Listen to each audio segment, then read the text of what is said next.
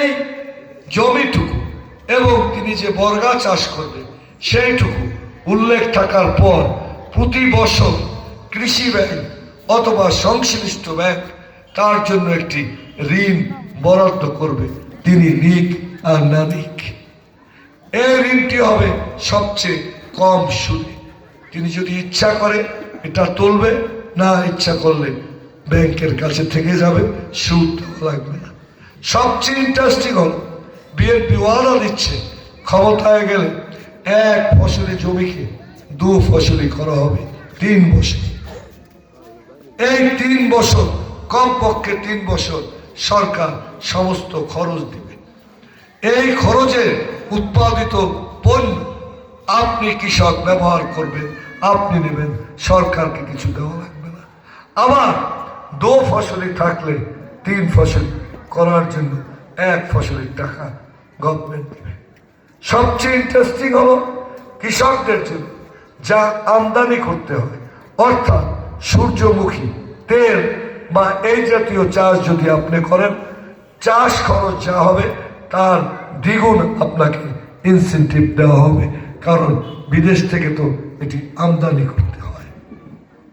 আমরা স্বাস্থ্য খাতের কথা বলেছি, 1 লক্ষ পল্লী চিকিৎসক যেটি জিয়াউর রহমান করেছিলেন। গ্রামে গ্রামে একজন করে পল্লী চিকিৎসক থাকবে, উন্নত বিশ্বের আধুনিক।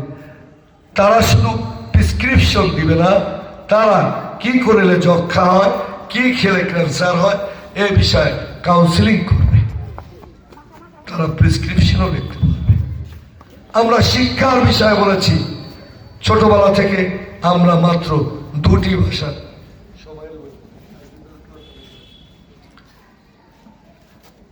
ছোটবেলা থেকে আমরা 2টি ভাষা শিখি, ইংরাজি এবং বাংলা।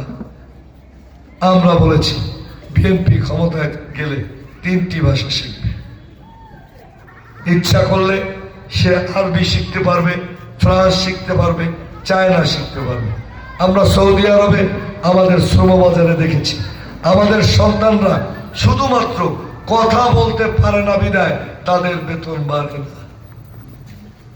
আমরা যদি ছোটবেলা থেকে বিশ্বের 35টি দেশে আরবি চলে, সেখানে ওই ভাষাটি শিখে যদি যেতে পারি, আমাদের বেতন কয়েক গুণ হবে।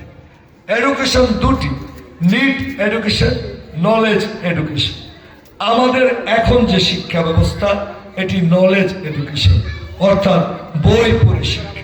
কিন্তু একটা সন্তান ছোটবেলা থেকে তার প্রয়োজনীয় শিক্ষা অর্থাৎ ভোকেশনালের যে শিক্ষাগুলো তিনি ক্লাসের পাশে পাশে দেবেন। সবচেয়ে চমৎকার কথা বলেছেন তারেক রহমান, আমরা ক্ষমতা যাওয়ার সাথে সাথে যেহেতু 2035 সনে বিশ্বকাপ হবে সৌদি আরবে, তাদের সাথে কথা হয়েছে বাংলাদেশ থেকে লক্ষ লক্ষ শ্রমিক নেবে। এই শ্রমিকদের দক্ষ করে তোলার জন্য আপনারা যারা মক্কা মদিনায় গিয়েছেন, আমি কয়েক মাস আগে এসেছি, মক্কা মদিনা জেদ্দা এর মূল স্ট্রাকচার বাদ দিয়ে পুরানো যা ছিল সব ভেঙে ফেলা হয়েছে। সেখানে প্রচুর দক্ষ শ্রমিক দরকার। আমরা ক্ষমতায় গেলে 6 মাসের ট্রেনিং এর মধ্যে দিয়ে লোক পাঠাবো। প্রিয় বন্ধুগণ, এভাবেই আমাদের 31 দফা, সে বিষয়গুলো আমি যাচ্ছি না। আমি যাচ্ছি আজকের দেশের যে অবস্থা, তাতে ইনশাআল্লাহ তারেক রহমান প্রধানমন্ত্রী হবে। উন্নয়ন করতে হলে বিরোধী দল দিয়ে হবে। আমি একজন শিক্ষক মানুষ, কলেজের প্রিন্সিপাল।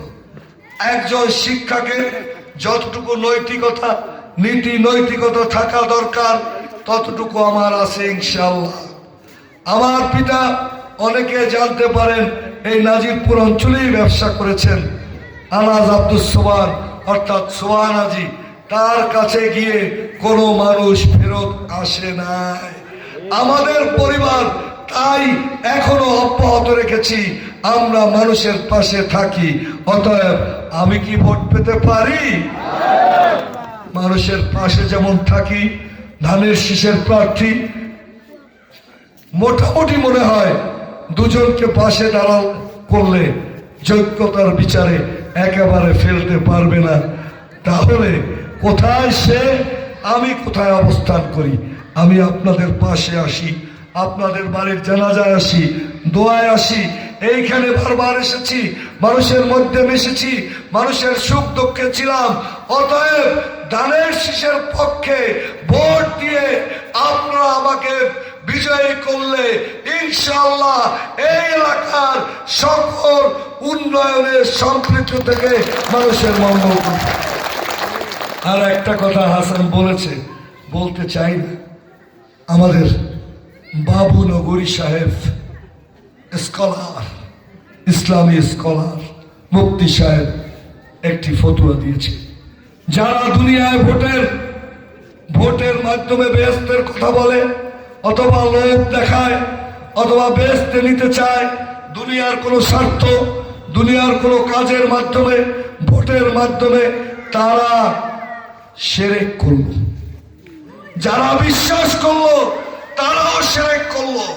যে শুনে প্রতিবাদ না করলো তিনি পাপী হলেন। আমাদের মা বোনদের নেক্সট সূরাতে ধোঁকা দেওয়ার জন্য আর কিছু পায় না, এটি এখন করছে। বলে কবরে গেলে নাকি জিগাবে আস্তাগফিরুল্লাহ নাউজুবিল্লাহ, কোন মার্কায় ভরতেছ? এই সমস্ত পাগলদের শায়েস্তা করতে হলে ধানের শীষে ভোট দিতে হবে, ঐক্যবদ্ধ থাকতে হবে। আল্লাহ হাফেজ। শহীদ জিয়া অমর হোক, খালেদা জিয়া জিন্দাবাদ, তারেক রহমান জিন্দাবাদ। উন্নয়ন, শান্তি, সমৃদ্ধির জন্য ধানের শীষ।